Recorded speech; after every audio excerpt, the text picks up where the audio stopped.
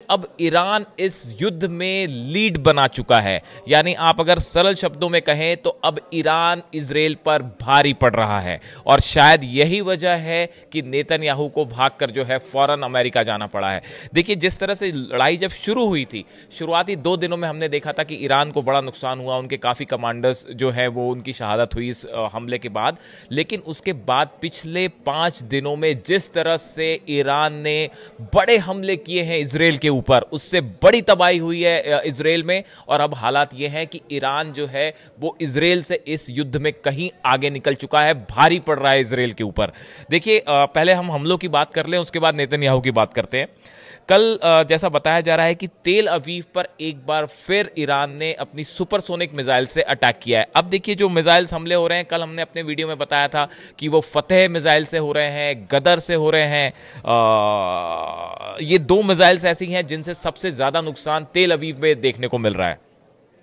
इसके अलावा देखिए, आईडीएफ की तरफ से कहा गया है कि जो इजराइल का अजोर शहर है, वहां पे करीब 20 बैलिस्टिक मिसाइल से हमला किया है ईरान ने पिछले 24 घंटे के अंदर। और इससे इस शहर में जो है बड़ी तबाही हुई है। और एक बड़ी गौर करने वाली बात जो निकल के सामने आई है वो ये है कि ऐसा आईडीएफ का, इजरायली सेना का कहना है कि ईरान की तरफ से जो मिसाइल्स अजोर पर गिरी हैं, इनमें जो वॉरहेड्स थे ये क्लस्टर बम की तरह थे। मतलब ये कह रही हैं इजराइल की फोर्सेस, ये कह रही है कि अजोर में जो बड़ा नुकसान हुआ है इजराइल को ईरान की मिसाइल से, उसकी एक बड़ी वजह ये थी कि जो मिसाइल थी उस मिसाइल के ऊपर क्लस्टर बम को वॉरहेड की तरह लगाया गया था। अब ये क्लस्टर बम क्या होता है, आपको ये समझना पड़ेगा कि कैसे इससे नुकसान होता है।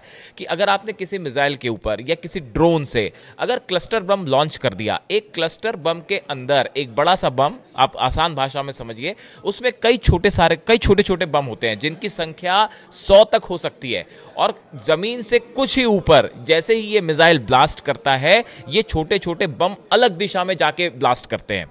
और कई बार तो ये होता है कि ये बम फटते नहीं है और कई दिनों तक जमीन में दबे रहेंगे और कई दिनों बाद इसमें ब्लास्ट हो जाएगा, इसलिए इनको ढूंढ के निकालना भी मुश्किल होता है। आईडीएफ की तरफ से कहा गया है कि अजोर में जो ब्लास्ट हुआ उसमें करीब 8 किलोमीटर के दायरे में ये क्लस्टर बम्स से अटैक किया है ईरान ने।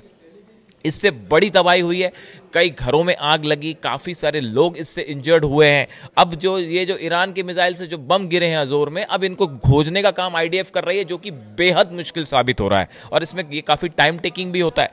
तो देखिए, एक तो तेल अवीव पे हमला हो गया, दूसरा जो है अजोर में ज़बरदस्त तबाही हुई है। एक बार फिर से बीरशेबा की बात करें, बीरशेबा से अब और तस्वीरें सामने आ रही हैं।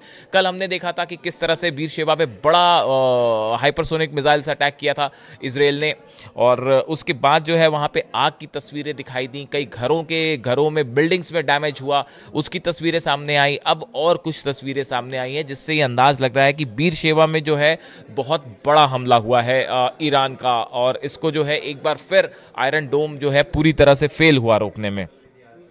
पूरे इजराइल में देखिए सायरन बज रहे हैं अलग अलग शहरों में, और स्कूल बंद है, कॉलेज बंद है, ऑफिस बंद है, पूरा इजराइल इस समय रुका हुआ है। कई सालों बाद आप ये समझिए कि शायद पहली बार ये कह सकते हैं कि इजराइल में इतना बड़ा पैनिक है।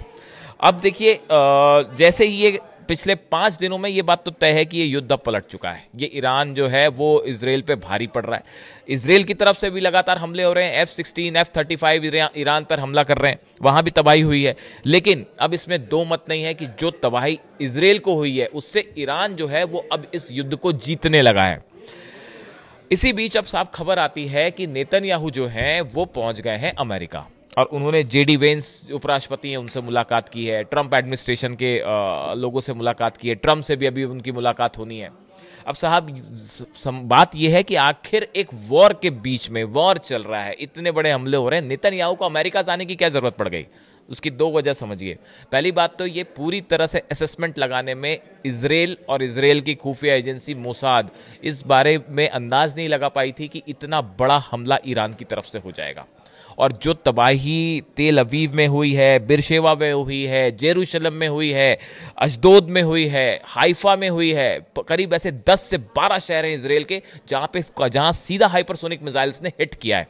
इससे जो नुकसान है, इसको रोकने के लिए जो डिफेंस सिस्टम है उसकी मिसाइल्स जो है वो अब खत्म होने लगी। पहली बात तो बड़ा नुकसान है इजराइल को, यही समझ नहीं पा रहा है इसराइल किसको रिस्पॉन्ड कैसा करे।